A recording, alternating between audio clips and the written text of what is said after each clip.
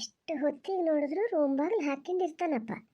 ಏನು ಓದ್ತಾ ಇರ್ತಾನೋ ಎಲ್ಲ ಮೊಬೈಲಲ್ಲಿ ಯಾರ ಹತ್ರನಾರು ಮಾತಾಡ್ತಾ ಇರ್ತಾನೋ ಒಂದು ಗೊತ್ತಾಗಲ್ಲ. ಹೇಳ್ತೀನಿ ಒಳಗಿಂದ ಚಿಲ್ಕ ಹಾಕಿ ಬೇಡ, ಒಂಚೂರು ವಾರೆ ಮಾಡಿ ಇಟ್ಟಿರು, ನಿದ್ರೆಗಿದ್ರೆ ಬಂದರೆ ಬಂದು ಎಬ್ಸಕ್ಕಾಗ್ತದೆ ಅಂತ ಹೇಳ್ದಾರ ಮಾತು ಎಲ್ಲಿ ಕೇಳ್ತಾನೆ. ಎಂತಾರು ಮಾಡಿ ಏನಂತ ತಿಂಗ್ಳಿಗನ ಮಾಡಿ ಓದ್ಕೊಂಡಿದ್ರೆ ಚೆನ್ನಾಗಿ ಆತಿತ್ತು. ಓದ್ಬೇಕು ಅನ್ನೋ ತಲೆ ಅದೇ ಜವಾಬ್ದಾರಿ ಬಂದದೆ, ನಾನು ಅದೇನಲ್ಲ ಅನ್ನಲ್ಲ. ಹಿಂಗೆ ಮಧ್ಯದಲ್ಲಿ ಇಂಥವೆಲ್ಲ ಒಂದು ಬಂದ ಅವನ ತಲೆ ಕೆಡ್ಸೋದೊಂದು ಬಿಟ್ಟರೆ ಮತ್ತೆಲ್ಲ ಜವಾಬ್ದಾರಿ ಅದೆಯಪ್ಪ. ಪಾಪ ಸುಮ್ಮನೆ ಹೇಳಿದ್ರು ಸಹಿಯಲ್ಲ, ಅವನ ವಯಸ್ಸಿಗೆ ಅವನು ಹೆಚ್ಚಿನ ಜವಾಬ್ದಾರಿನೇ ತಗೊಂಡಾನೆ. ಎಂತ ಮೊನ್ನೆ ಬೆಳ್ಳಿ ಮನೆಗೆ ಹೋಗಿದ್ದು ಗೊತ್ತನೂ ಕೇಳ್ತಿದ್ದೀರಾ? ಇಲ್ಲ ಗೊತ್ತಿಲ್ಲ, ನಾನು ಹೇಳಕ್ಕೆ ಹೋಗಲ್ಲ. ನಮ್ಮನೇಲಿ ಇವ್ರಿಗೆ ಗೊತ್ತು, ಇವರೇ ಹೇಳಿದ್ದು ಹೋಗೋಕ್ಕೆ. ಹಾಗಾಗಿ ನಾ ಹೋಗಿದ್ದಿಲ್ಲದಿದ್ರೆ ನಾನು ಸುಮ್ಮನೆ ಹೋಗೋಕ್ಕೆ ಹೋಗ್ತಿರ್ಲ. ಮನೇಲಿ ಆ ಥರ ಹೇಳಕ್ಕೆ ಶುರು ಮಾಡಿದ್ರಲ್ಲ, ಅದಕ್ಕೆ ಹೋಗಿ ಬಂದೆ. ಇವನಿಗೆ ಹೇಳಿದ್ರೆ ಮತ್ತೆ ಇಷ್ಟು ಸಲೀಸಿರ್ತಿದ್ದ ಮನೇಲಿ ಅಂತ ಮಾಡಿದ್ರ. ಮತ್ತು ಬಾಯ್ ತಪ್ಪು ನೀವೆಲ್ಲರೂ ಹೇಳ್ಗಿಳಿರಿ, ಅದೊಂದು ಕೆಲಸ ಮಾಡಬೇಡಿ. ಚೋಟ, ಎಂತ ಮಾಡ್ತಿದ್ದೀಯಾ? ಎಚ್ಚರಿದ್ದೀಯಾ ಅಲ್ಲ ಎಲ್ಲರೂ ಮಲಗಿಲ್ಗಿಯ ಮಾರಯ್ಯ?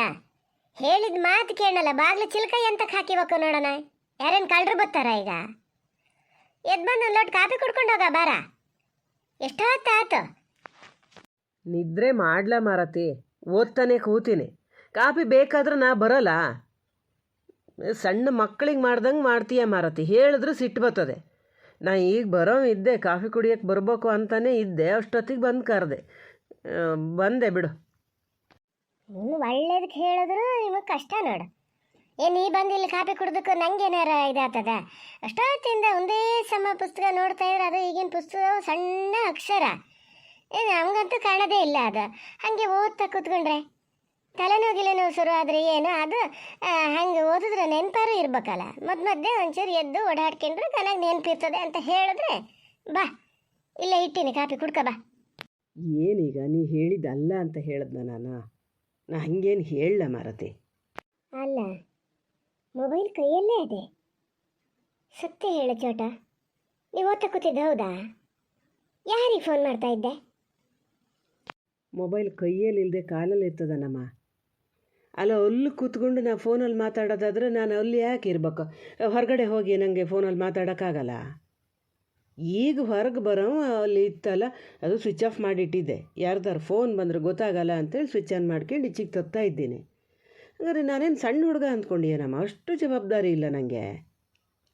ಸಣ್ಣ ಹುಡುಗ ಆಗಿದ್ರೆ ತಲೆಬಿಸಿ ಇರಲ್ಲ ನನಗೆ. 10ನೇ ಕ್ಲಾಸಲ್ಲೆಲ್ಲ ಅಂಥ ಕಷ್ಟದಲ್ಲಿ ನಿನ್ನ ಓದಿಸಿ ಇದು ಮಾಡಲಾ?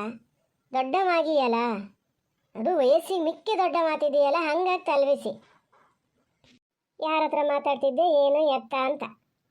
ಓ, ತಾವು ಅಲ್ಲಿಗೆ ಬತ್ತಿದ್ದೀರಾ? ಸದಾಶಿವಾಗ ಅದೇ ಧ್ಯಾನ ಅಂದಂಗೆ. ನಾನು ಮನಸ್ಸಲ್ಲಿ ಹಂಗೆ ಇಲ್ಲದೆ ಇದ್ದರೂ ನೀನೇ ನೆನಪು ಮಾಡಿ ಕೊಡ್ತೀಯ, ಒಂಚೂರು ಫೋನ್ ಮಾಡ್ಬಾ ಅಂತ. ಭಾರತಿ ಅಮ್ಮ, ನೀನೊಬ್ಬಳು ಇದ್ದೀಯ ನೋಡು. ಕಾಪಿ ಎಲ್ಲಿಟ್ಟಿಯೇ ಹೇಳೀಗ? ಅಲ್ಲಿ ಇಟ್ಟಿನಿ ನೋಡಿ ಮಾರಯ್ಯ, ಕೊಡಿ. ಏನು ತಣ್ಣಗೆ ಆಗೋತೇನು? ಇಟ್ಟೇನು ಸ್ವಲ್ಪ ಹೊತ್ತಾತ? ಆಗಲಿ ಮಾರತಿ, ತಣ್ಣಗಾದ್ರೆ ಏನು ತೊಂದರೆ ಇಲ್ಲ, ನಾನು ಹೆಂಗಿದ್ರೂ ಕುಡಿತೀನಿ. ಕಾಫಿ ತಣ್ಣಗೂ ಆಗಲ್ಲ, ಎಂಥದ್ದು ಆಗಲ್ಲ, ಚೆನ್ನಾಗೇ ಅದೇ ಮಾರತಿ. ಕಾಫಿ ಕತೆ ಹಂಗಾತಲ್ಲ ಅಮ್ಮ. ಈಗ ನಿನ್ನಿಂದ ಒಂದು ಹೆಲ್ಪ್ ಆಗ್ಬೇಕಲ್ಲ? ಅನಿವಾರ್ಯ ಪರಿಸ್ಥಿತಿ ಮಾರತಿ. ನನಗೆ ಹೊರಗಡೆ ಹೆಚ್ಚು ಹೋಗಂಗೂ ಇಲ್ಲ. ಅದು ಅಲ್ಲದೆ ನಾ ಅನಿಲ್ ಅಣ್ಣನ ಹತ್ರ ಜಾಸ್ತಿ ಮಾತಾಡೋಲ್ಲ ಈಗ. ಒಂಥರ ನನಗೂ ಮನಸ್ಸಿಗೆ ಬೇಜಾರಾಗಿದೆ. ಇಲ್ಲದ್ರೆ ನಾನು ಸೀದಾ ಅವ್ರ ಹತ್ರ ಹೋಗಿ ಹೆಲ್ಪ್ ತಗೊತಿದ್ದೆ. ಮತ್ತು ಹಿಂಗೆ ಕಷ್ಟ ಅಂದಾಗೆಲ್ಲ ಅವ್ರ ಹತ್ರ ಹೋಗೋದು, ಅದೇ ಒಂಥರ ಸಸಾರಾಗೋದು ಬೇಡ ಅಂತ ಸ್ವಲ್ಪ ಕಡಿಮೆ ಮಾಡಬೇಕು ಅದನ್ನು ಅಂತ ಅಂದ್ಕೊಂಡೀನಿ. ಅದಕ್ಕೆ ನಿನ್ನ ಹತ್ರ ಕೇಳ್ತಿದ್ದೀನಿ. ಯಾಕೋ ಇಷ್ಟು ನೈಸಾಗಿ ಮಾತಾಡೋದು ನೋಡಿದ್ರೆ ದುಡ್ಡು ಬೇಕಾಗಿದೆ ಏನಲ್ಲ? ಅದಿಲ್ಲದಿದ್ರೆ ನೀವು ಅಪ್ಪ ಮಕ್ಕಳು ಇಷ್ಟು ನೈಸಾಗಿ ಎಲ್ಲಿ ನನ್ನ ಹತ್ರ ಮಾತಾಡ್ತೀರಿ? ಹಂಗತ್ತು ಎಂತಕ್ಕೆ? ಹೌದಾ, ದುಡ್ಡೇ ಬೇಕಾಗಿದ್ದು ಹೌದಾ? ಬೇಕಾಗಿದ್ದೆ ಹೌದಾದ್ರೆ ಎಂತಕ್ಕೆ? ಎಷ್ಟು? ಓಹೋ, ಸ್ವಲ್ಪ ನಿಧಾನ. ಅಷ್ಟೂ ಕ್ವಶನ್ ಒಂದೇ ಸತಿ ಕೇಳಿದ್ರೆ ನಾ ಎಲ್ಲಿಂದ ಆನ್ಸರ್ ಮಾಡೋದು ಮಾರತಿ? ಹೇಳ್ತೀನಿ, ಎಲ್ಲದನ್ನೂ ಹೇಳ್ತೀನಿ. ನಿನ್ನ ಹತ್ರ ಸುಳ್ಳು ಹೇಳಲ್ಲ ಮಾರತಿ. ಅದು ಸುಳ್ಳು ಹೇಳಿದೆ ಅಂತಲೇ ಅದಕ್ಕಾಗಿ ಸಿಟ್ಟು ಮಾಡ್ಕೊಳೋದು ಬೇಡ, ಸತ್ಯನೇ ಹೇಳ್ತೀನಿ. ಮೊನ್ನೆ ಲೈಬ್ರರಿಯಿಂದ ಬುಕ್ ತಂದದಲ್ಲ ಬೆಳ್ಳಿ, ಅದೀಗ ಬುಕ್ ಕಳೆದು ಹೋಗಿದೆ. ಬುಕ್ ಸಿಕ್ಕಲ್ಲ, ಅದ್ರ ದುಡ್ಡು ವಾಪಸ್ ಕಟ್ಟಬೇಕಲ್ಲ. 1230 ರೂಪಾಯಿ. ಹೆಂಗಾರು ಒಂಚೂರು ಅಡ್ಜಸ್ಟ್ ಮಾಡಿಕೊಡೆ ಅಮ್ಮ. ಎಕ್ಸಾಮ್ ಮುಗ್ದು ಕೂಡಲೇ ನಾನು ಇದನ್ನು ಇದು ಮಾಡಿಕೊಡ್ತೀನಿ.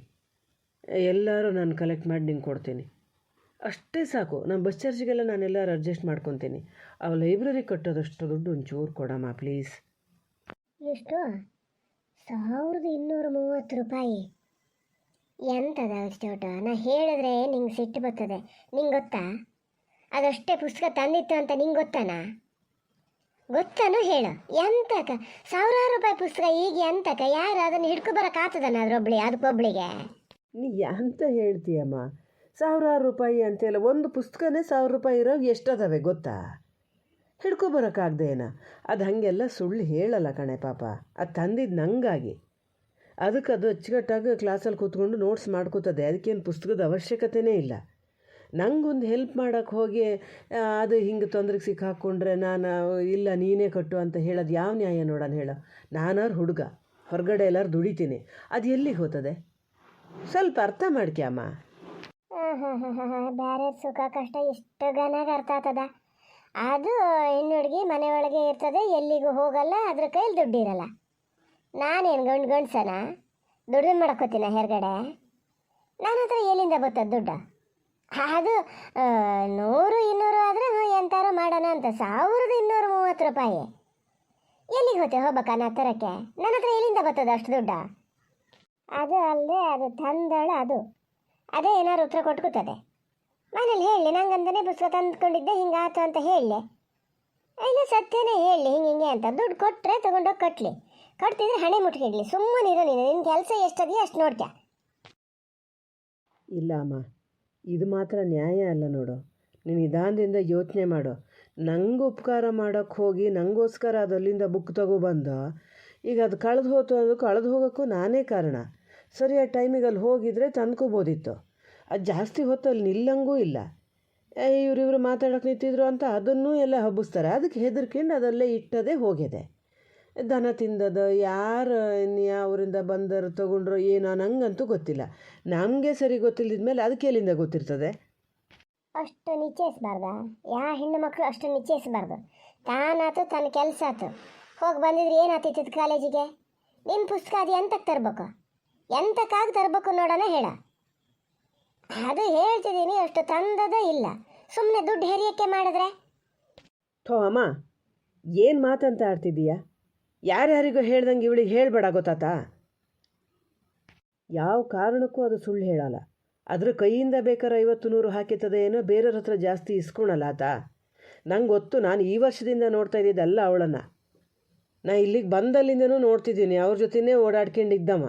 ನಿಮಗೇನೋ ಈಗ ಒಂಥರ ವಿಚಿತ್ರ ಇದು ಮಾಡ್ತೀರಿ ಅಂದರೆ, ಅವಾಗೆಲ್ಲ ಎಲ್ಲಿಗೆ ಹೋಗಿದ್ರಿ ಫ್ರೆಂಡ್ಸ್ ಎಲ್ಲ ಒಟ್ಟಿಗಿರೋಷ್ಟೊತ್ತಿಗೆ? ಅದೇ ಸ್ವಭಾವ ಈಗಲೂ ಬಂದದೆ.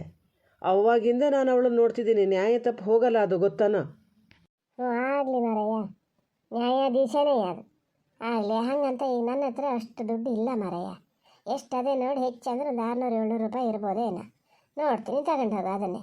ಉಳಿದಿದ್ದು ಮುಂದಿನ ಸತಿ ಕಟ್ತೀವಿ ಅಂತ ಹೇಳಕ್ಕೆ ಹೇಳು ಅದ್ರ ಹತ್ರ. ಮುಂದಿನ ಸತಿ ಕಟ್ಟೋದೊಂದು ಅಂತ ಇನ್ನು ಉಳಿದಿದ್ದು ಅದ್ರ ಹತ್ರನೇ ಕಟ್ಟಕ್ಕೆ ಹೇಳ. ಪೂರ್ತಿ ಅದೇ ಕಳೆದಿರೋಷ್ಟೊತ್ತಿಗೆ ಯಾಕೆ ಅದಕ್ಕೆ ಹೇಳಬಾರ್ದ? ಇಲ್ಲಪ್ಪ, ಇಲ್ಲ ಬಿಡು. ನಾನು ಹೇಳೋ ಯಾವ ಮಾತು ನಿಂಗೆ ತಲೆ ಒಳಗೆ ಹೋಗೋದೇ ಇಲ್ಲ.